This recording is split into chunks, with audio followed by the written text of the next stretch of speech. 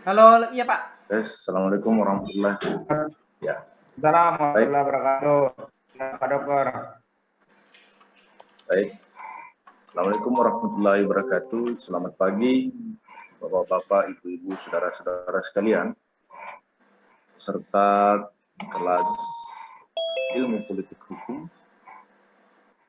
Pada perkuliahan lanjutan kita pada pagi hari ini, kita akan membahas tentang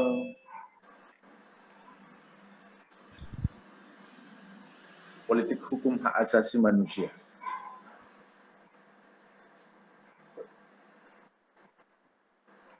Bagaimana dalam kuliah-kuliah kita terdahulu, saya menyampaikan bahwa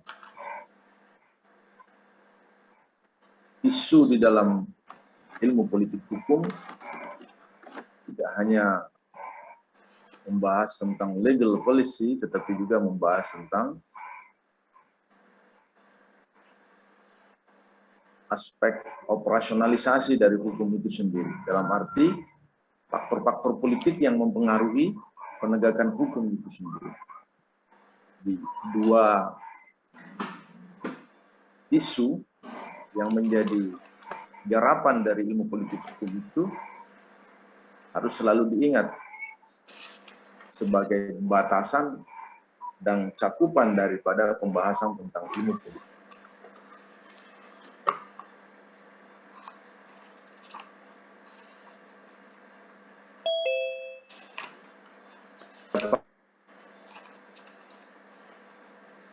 Pagi hari ini saya ingin menyampaikan tentang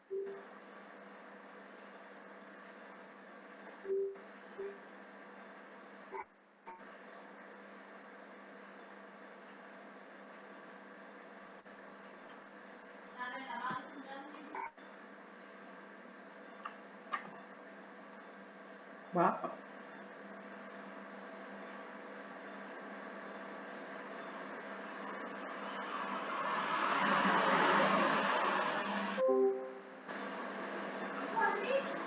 Nggak bagus jaringannya Bang.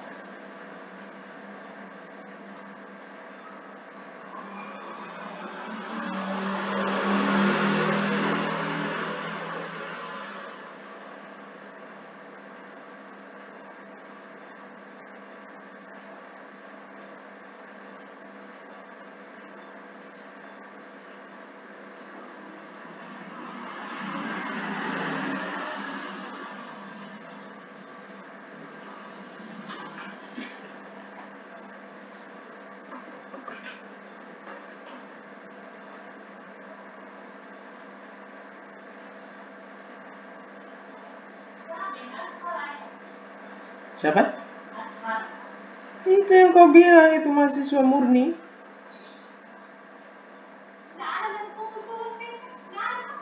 Ada. Ada juga itu banyak.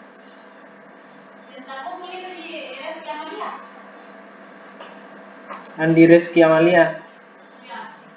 Hmm.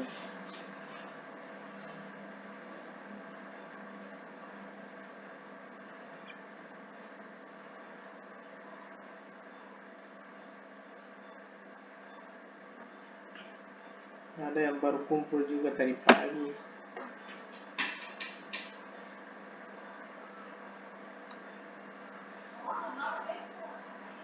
Iya.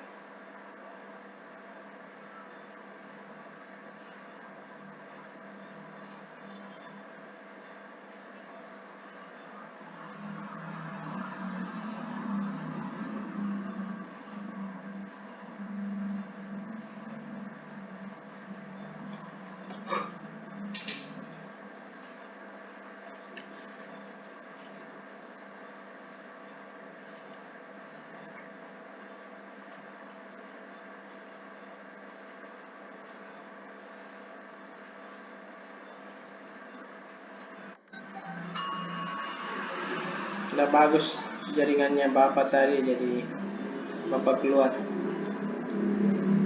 Kita tunggu dulu.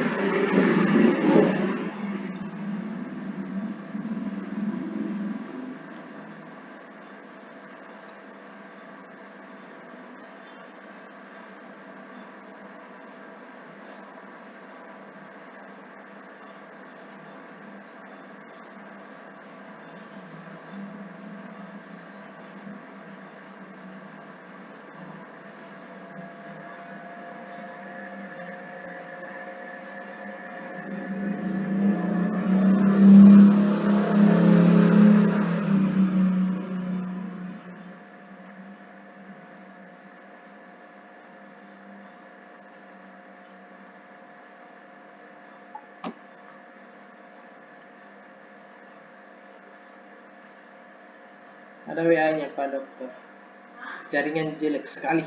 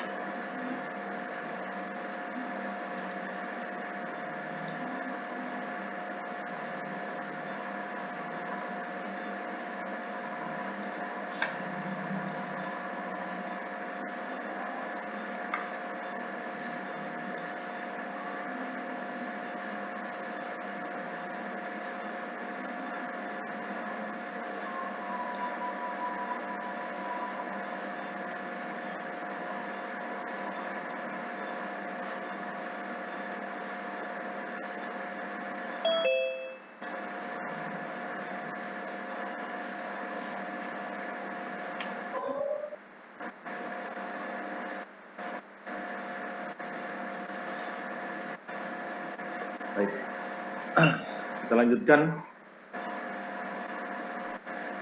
Tes.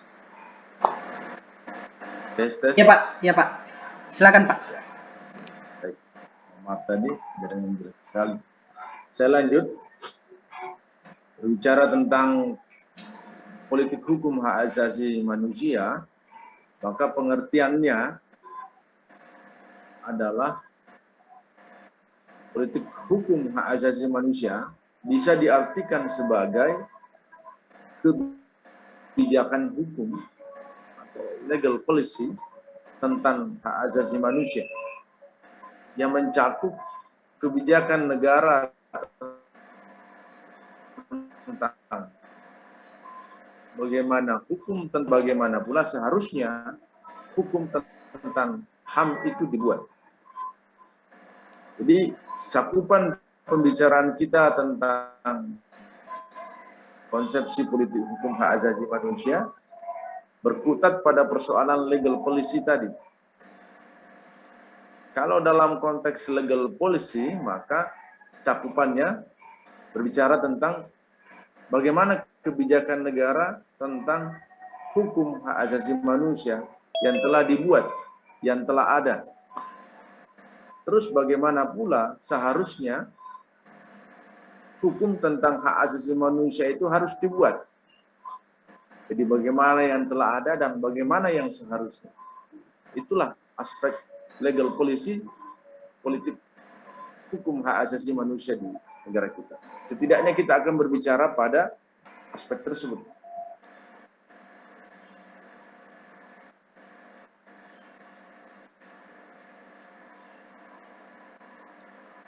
Kedua aspek ini kita bicarakan dalam rangka membangun suatu masa depan bangsa yang lebih baik, yakni kehidupan negara yang bersih dari pelanggaran-pelanggaran hak asasi manusia yang dilakukan oleh penguasa negara. Saudara-saudara sekalian, konsepsi tentang hak asasi manusia sebagaimana yang telah kita pahami, ini landasan, kita bicara dulu tentang landasan konstitusionalitasnya ya, tentang hak asasi manusia.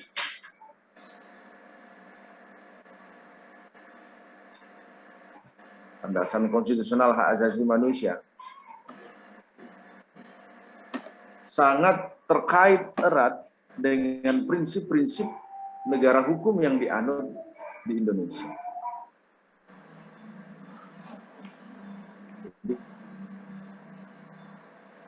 Kalau kita bicara tentang hak asasi manusia, negara hukum, karena salah satu ciri dari negara hukum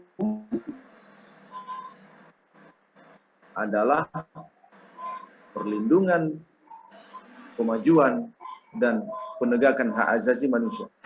Itu salah satu ciri dari negara hukum yang banyak dikeluarkan atau disampaikan oleh para ahli, baik oleh Stahl maupun oleh APDC yang terakhir.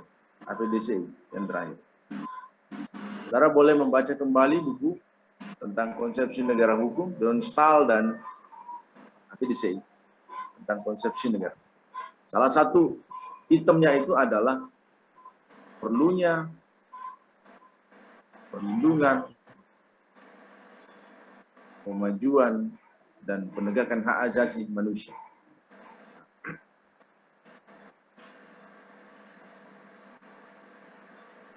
Tentu di dalam konstitusi kita sebelum amandemen Undang-Undang Dasar 1945 ada pemaknaan yang berbeda ketika istilah negara hukum di dalam konstitusi dituliskan di dalam kurung dengan istilah Rechtsstaat.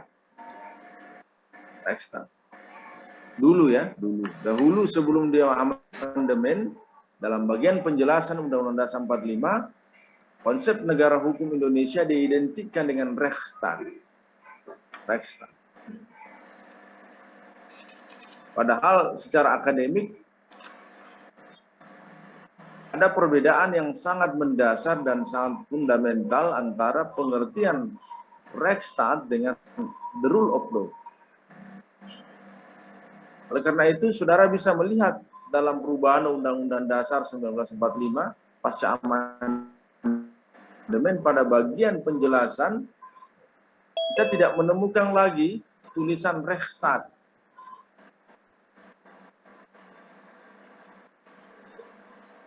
Karena pada saat negara hukum Indonesia dimaknai sebatas Rechtsstaat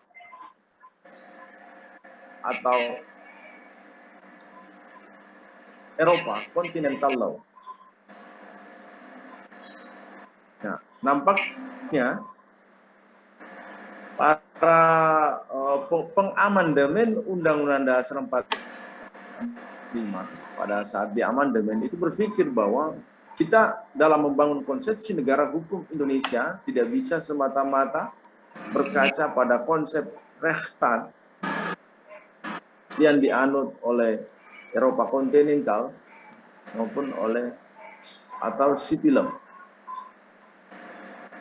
Perlu pula Indonesia mengadopsi atau menganut paham the rule of law yang dianut oleh negara-negara yang menganut paham common law. Jadi ini perbedaan. Saudara bisa menelusuri perbedaan-perbedaan konsep negara hukum Rechtsstaat dan the rule of law, di mana letak titik perbedaan maupun titik persamaannya. Nah itu Indonesia, konsep negara hukum Indonesia tidak menganut Rechtsstaat, tidak pula menganut prinsip the rule of law, tetapi kedua-duanya.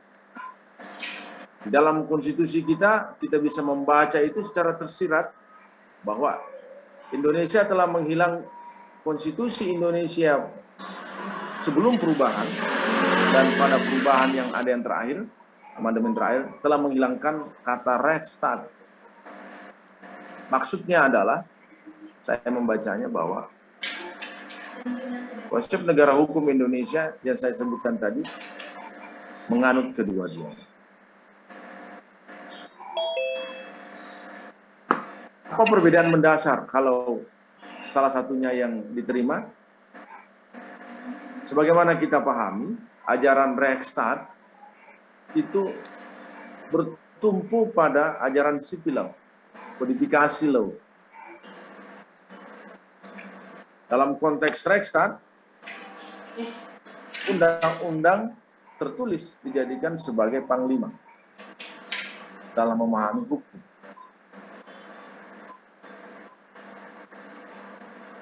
Sedangkan dalam sistem common law, paham legisme tidak terlalu berpengaruh seperti itu. Justru hakim dibentuk untuk menjadi pembentuk hukum itu sendiri. Hukum adalah hakim dalam sistem common law. Oleh karena itu, hukum tertulis tidak begitu banyak diperlukan. Di samping itu, ciri khas dari Reichstag adalah peradilan administrasi sangat ditekankan. Sedangkan di dalam konsep common law, justru peradilan umum yang lebih kuat. Ini artinya apa? Indonesia ingin menegaskan dirinya sebagai negara hukum, bukan sebagai negara undang-undang. Tapi negara hukum dalam arti hakim dalam mengadili peristiwa-peristiwa hukum punya kebebasan dan kemandirian, tidak terbelenggu oleh undang-undang. Hakim bukan trompet undang-undang, bukan la boca de la loi. Kita sering mendengar istilah itu ke satu dulu, la boca de la loi. Sebuah anekdot hukum di masa Romawi. Hakim bukan trompet, dalam bahasa Latin ya, bukan trompet undang-undang. Tidak ada di sini. Tidak ada di sini. Sudah enggak. Jadi saya kembali. Oleh karena itu, dalam konstitusi awal kita sebenarnya sudah dapat menangkap atau menemukan beberapa konsepsi hak asasi manusia. Jadi konstitusi sebelum diamandemen kita sudah bisa membaca bahwa di dalam konstitusi kita sudah menganut prinsip negara hukum, salah satunya adalah beberapa kaidah-kaidah tentang hak asasi manusia ditransformasi menjadi norma di dalam konstitusi kita.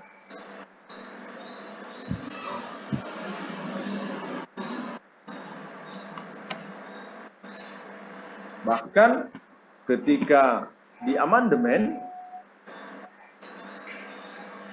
banyak muatan-muatan materi penambahan atau materi-materi muatan yang ditambah tentang hak asasi manusia. Ada perluasan, ada perkembangan di situ. Ini menunjukkan bahwa Indonesia ingin menegaskan dirinya sebagai negara hukum dengan banyak mengadopsi prinsip-prinsip HAM di dalam konstitusinya. Yang kedua yang perlu kita bedakan dalam membahas tentang isu hak asasi manusia adalah perbedaan peristilahan antara Menschenrechten dengan Grundrechten.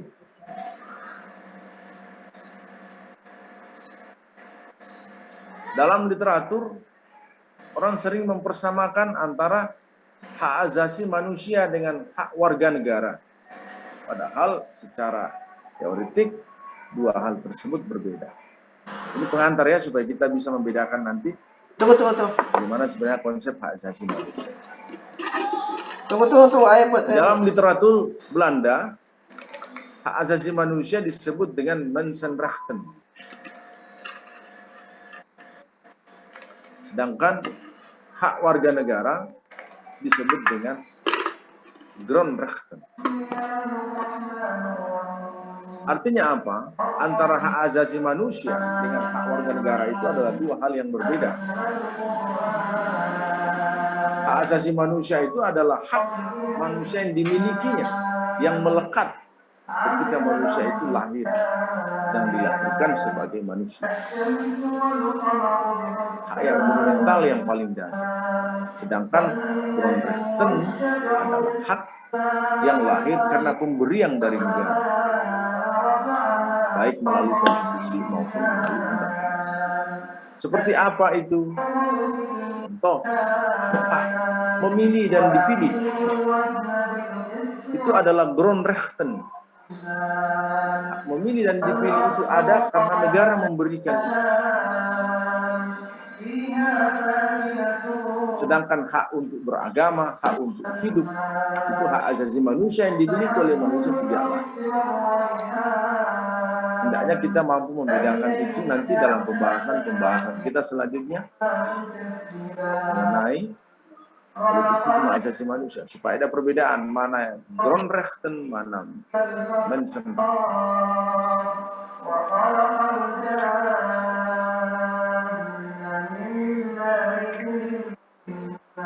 Saya ingin bercerita sedikit bagaimana perdebatan antara Soekarno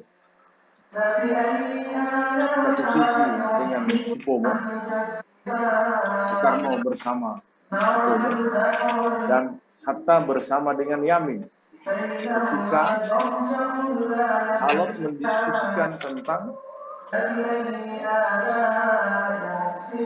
perlu tidaknya konsepsi hak asasi manusia dirumuskan di dalam Undang-Undang Dasar 1945 kala itu.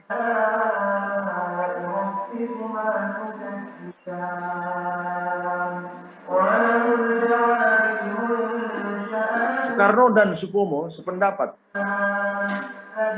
Sebagai orang yang berpaham sosialis, tulisan-tulisan atau naskah-naskah pasal-pasal yang mengatur tentang hak asasi manusia tidak perlu dituangkan di dalam konstitusi atau undang-undang dasar. Karena menurut dia itu bertentangan atau akan berlawanan dengan kehendak membangun keadilan sosial dan kedaulatan rakyat. Itu menurut pembelaan Soekarno dan Supomo.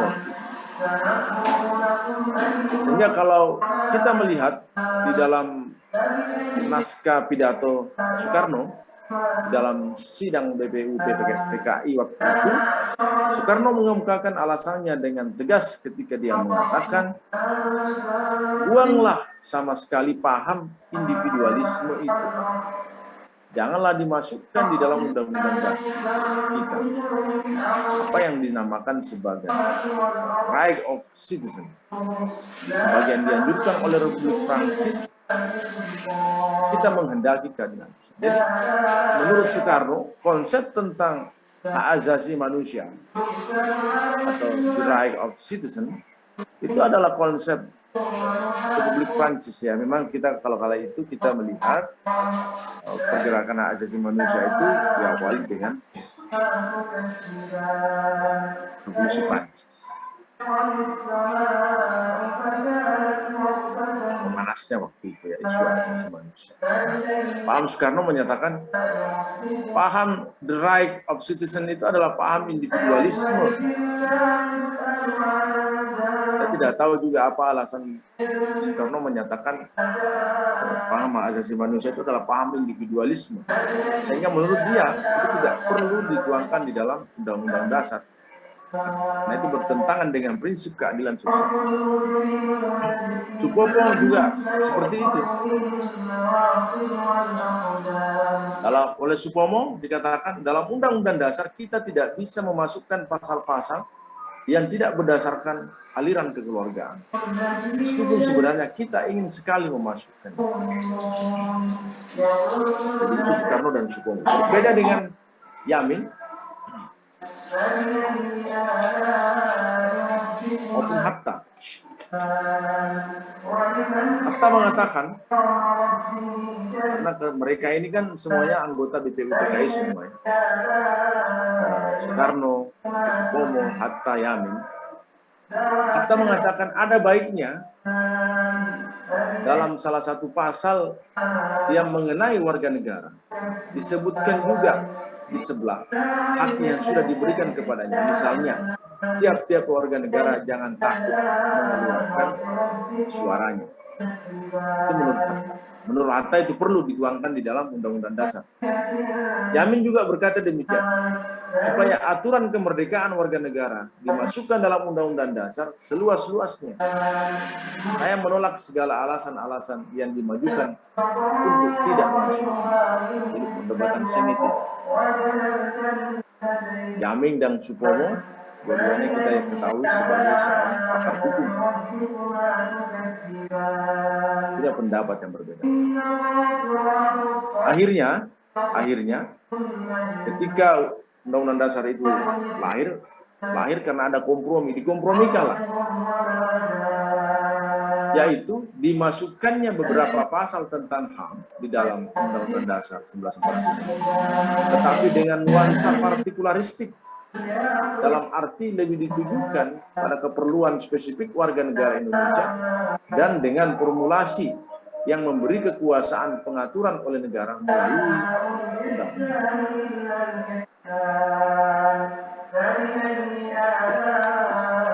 Jadi ini penting sekali kita memahami kalau kita ingin membedah legal policy, maka titik legal policy negara di dalam membangun konsepsi hak asasi manusia dalam negara hukum, maka titik pijaknya dari sini. Akar historinya harus berpijak pada sini. Ada yang saya katakan yang terakhir. Ternyata pencantuman beberapa pasal-pasal tentang hak asasi manusia di dalam Undang-Undang Dasar 1945 bernuansa partikulis, dalam arti hanya memuat untuk kepentingan spesifik warga negara dengan memberi kekuasaan kepada negara untuk mengatur lebih lanjut melalui undang-undang. Jadi kalau kita lihat, saudara membaca beberapa nilai-nilai hak asasi manusia dalam Declaration of Human Rights, tidak semuanya juga diadopsi masuk di dalam konstitusi. Hanya beberapa di antaranya yang dirasa perlu. Itu pun kemudian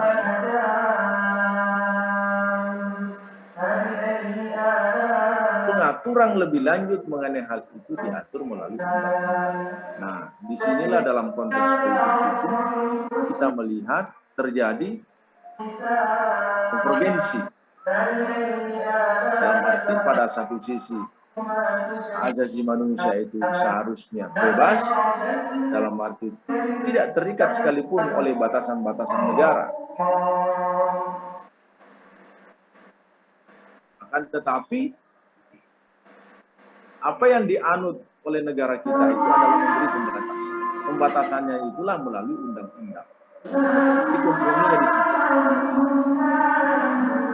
Jadi kita lihat beberapa pengaturan lebih lanjut tentang hak asasi manusia yang diatur, nilai-nilai dasarnya diatur dalam konstitusi, diatur lebih lanjut melalui undang-undang. Ada beberapa undang-undang yang merupakan implementasi dari hak asasi manusia yang diatur dalam konstitusi, seperti Undang-Undang Kemerdekaan menyampaikan pendapat di muka umum. Yang lain dimuat dulu, Pak.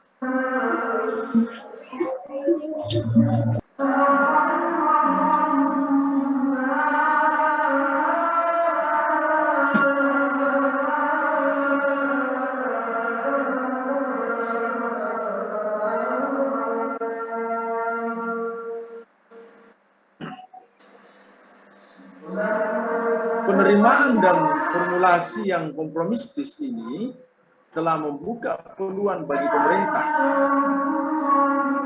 yang dalam prakteknya sangat dominan mulai negara untuk membuat dan mengatur berbagai masalah hak asasi manusia dengan undang-undang. Jadi akhirnya nilai kompromi ini, pemerintah diberi wewenang mengatur hak asasi manusia itu melalui instrumen undang-undang. Jadi penafsiran tentang hak asasi manusia, tentang bagaimana hak asasi manusia itu domain pemerintah dan dituangkan di dalam undang-undang. Terutama sekali kita lihat yang berkaitan dengan pasal 28. Pasal 28 mendahului di dalam Undang-Undang Dasar 1945. Jadi kalau saudara-saudara nanti menulis dalam naskah pada ilmiahnya,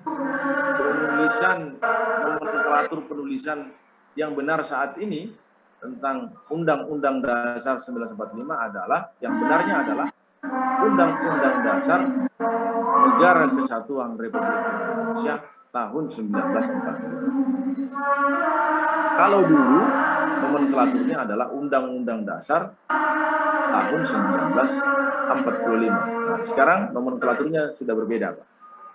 Jadi kalau saudara menulis, terutama yang tulisan mau di bidang apapun itu, terutama tata negara, administrasi negara, maka nomenklatur penulisannya adalah yang benar Undang-Undang Dasar Negara Kesatuan Republik Indonesia tahun 1945. Jadi agak lebih panjang. Tidak lagi ditulis Undang-Undang Dasar tahun 1945. Itu sudah salah, ditinggalkan.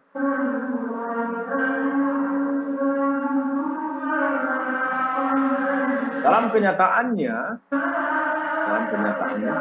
pemerintah memang banyak membuat undang-undang yang menyangkut HAM, yang membuka pintu dan berisi pembenaran bagi pemerintah untuk melakukan pelanggaran-pelanggaran atas HAM itu sendiri. Jadi banyaklah nanti kita berdiskusi lebih lanjut tentang aspek penegakan HAM. Bagaimana pemerintah membuat undang-undang tentang hak asasi manusia, tapi akhirnya pemerintah sendiri yang justru menjadi pelanggar dari undang-undang.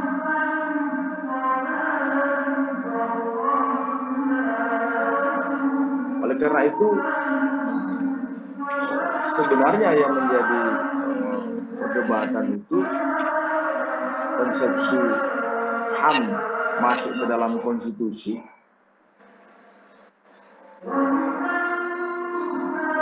Seharusnya rumusan konsepsi tentang hak asasi manusia di dalam Undang-Undang Dasar 1945 itu bukan merupakan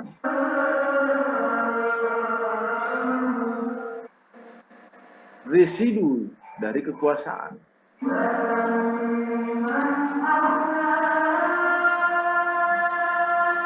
Seharusnya demikian. Apa yang dimaksud dengan residu dari kekuasaan? Bukan merupakan tafsiran semaunya dari penguasa. Bukan merupakan residu. Residu itu sudah mengalami pengolahan. Jadi konsepsi tentang HAM yang ada di dalam konstitusi seharusnya bukan merupakan residu dari kekuasaan. Seharusnya. Residu di sini bermakna sudah diolah oleh kekuasaan. Bahkan boleh jadi frase-frasa kata yang diformulasikan dalam rumusan pasal-pasal itu sudah juga mengalami residu. Perubahan-perubahan, pengolahan-pengolahan oleh kekuasaan itu sendiri, terutama oleh pemerintah. Seharusnya seperti itu. Seharusnya yang benar adalah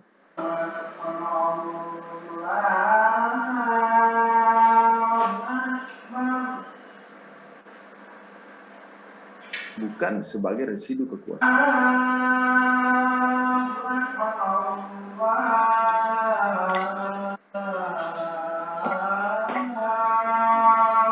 Ada beberapa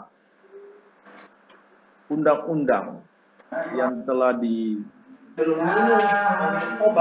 oleh negara sebagai implementasi dari hak asasi manusia. Bahkan terminologi negara di dalam memahami hak asasi manusia juga sudah dibuat atau diformulasi secara normatif. Ada di dalam Undang-Undang tentang hak asasi manusia. Ada undang-undang sendiri yang mengatur tentang hak asasi manusia. Jadi tafsiran negara terhadap konstitusi mengenai formulasi hak asasi manusia ada di dalam undang-undang hak asasi manusia. Sedangkan penegakan hak asasi manusia dikontrol penegakannya melalui undang-undang pengadilan hak asasi manusia. Jadi ada pengadilan hak asasi manusia, ada undang-undang tentang hak asasi manusia. Seringkali dalam praktik atau di masyarakat luas agak kabur memahami istilah pelanggaran hak asasi manusia. Itu adalah dua hal berbeda. Atau kejahatan-kejahatan hak asasi manusia.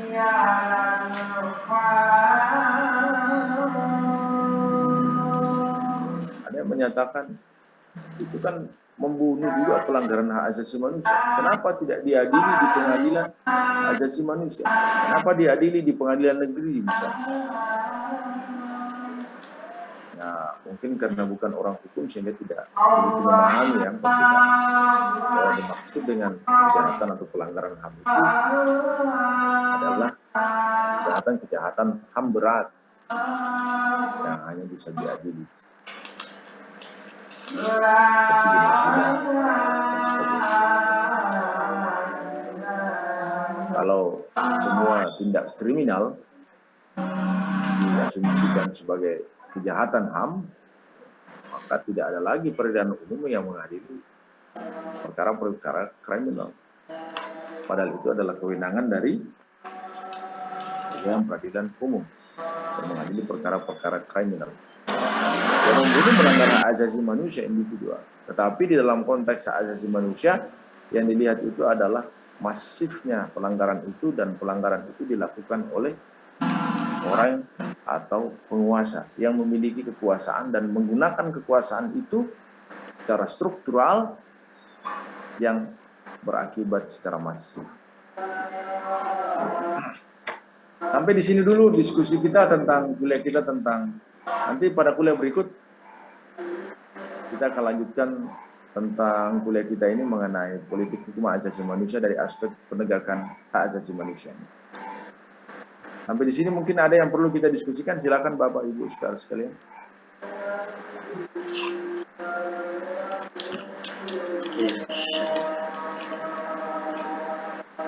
Jadi dua istilah tadi yang perlu kita titip untuk senantiasa dikaji lebih jauh, antara Rechtsstaat dengan rule of law dalam kaitannya dengan konsepsi negara hukum Indonesia. Terus kemudian dikaji lebih jauh lagi tentang konsep Menschenrechten dan Grundrechten dalam literatur, terutama literatur hukum di Belanda, kaitannya dengan penegakan hak asasi manusia di Indonesia. Baik, saya kurang begitu fit Pak mengajar hari ini, saya minta maaf.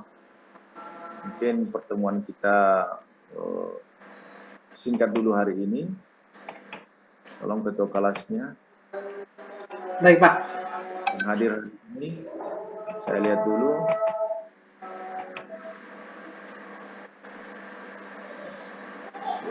Saya lihat dulu yang hadir hari ini ya. Nanti ketua kelasnya minta tolong dikirim absennya kepada saya. Baik Pak, terima kasih Pak. Saya sudah, ketua kelas, saya sudah kasih tugas ya kemarin ya. Sudah Pak, yang makalah. Ya. Tolong dikonfirmasi nanti mitra yang mengajar politik hukum ditanya kapan dia mau masuk. Baik Pak. Saya sudah sampaikan juga ke Pak penanggung jawab Pak Dr. Patawari untuk pertemuan selanjutnya Pak. Oke, baik. Terima kasih. Baik Bapak Ibu saudara sekalian, terima kasih. Semoga kita sehat selalu dalam lindungan Allah Tuhan. Amin. Billahi taufiq wal hidayah. Assalamualaikum warahmatullahi wabarakatuh dan selamat siang. Selamat siang. Terima kasih banyak Pak. Assalamualaikum warahmatullahi wabarakatuh.